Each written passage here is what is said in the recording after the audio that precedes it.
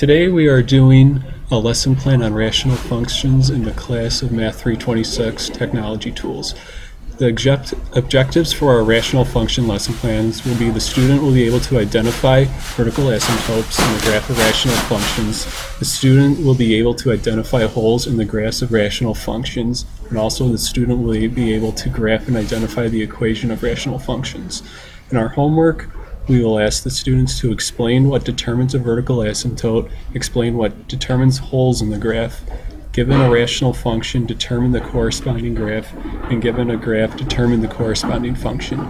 Today, the role of technology in our lesson will be to allow students to visualize the rational functions as to correspond to the algebraic representation of rational functions.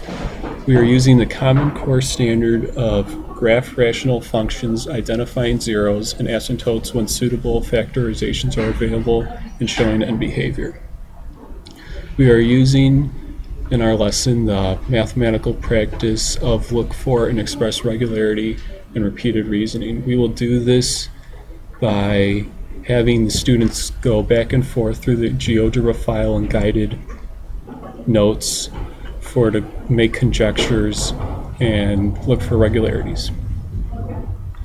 We have the process standards of problem solving, reasoning and proof, communication, and connections in this lesson with also representations.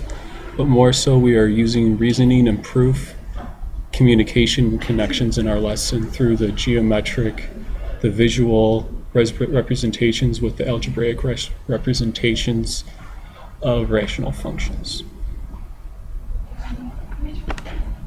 We will begin our lesson by asking students to think about our key definitions and key terms in the lesson.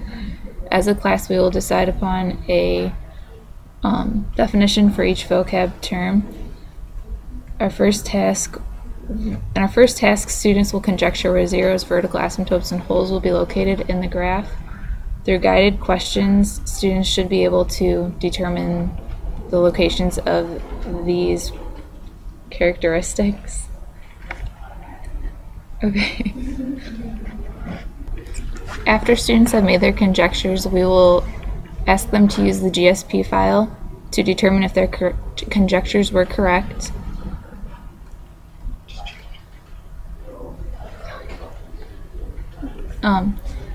In our next task, we will provide students with a vertical asymptote, a hole, and zeros, and they must construct their own equation to meet these characteristics.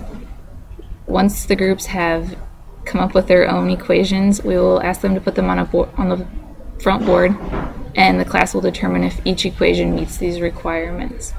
We will end our lesson with an assessment. We have an exit slip prepared that assesses our objectives.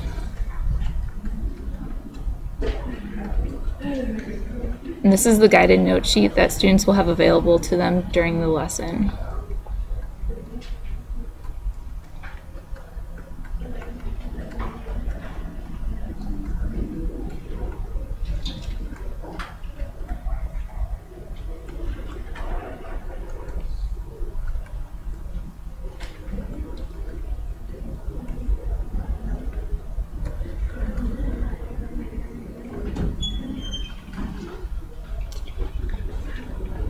This is the GeoGebra file that students will have available to them to correspond with their guided note worksheet.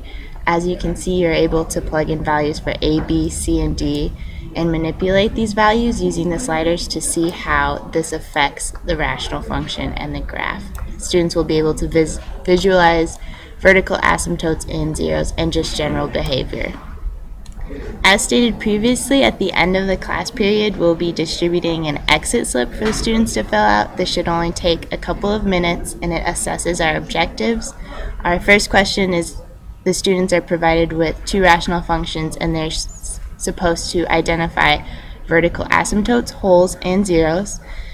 In the second question, students are given a graph, and they are to see the zeros, holes, or vertical asymptotes and construct an equation of that rational function.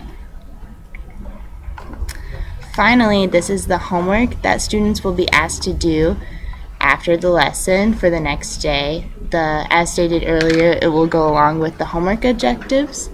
The first question will have students finding the domain and range of functions. Then they will be asked to identify zeros, vertical asymptotes, and holes. Then students will be given graphs and they are to identify the equation. Then we will ask an explanation question. Is it possible to have a rational function with no vertical asymptotes? This will have students using their words to describe what they have learned and to use reasoning and proof. And the last and final question on the homework will have students writing rational functions with the given characteristics that we have provided. So that is the end of our presentation. Overall, we hope that our lesson will help us and our students reach our objectives that we outlined. Please feel free to contact us with any questions or concerns at the given email address. We hope you enjoyed our presentation on rational functions.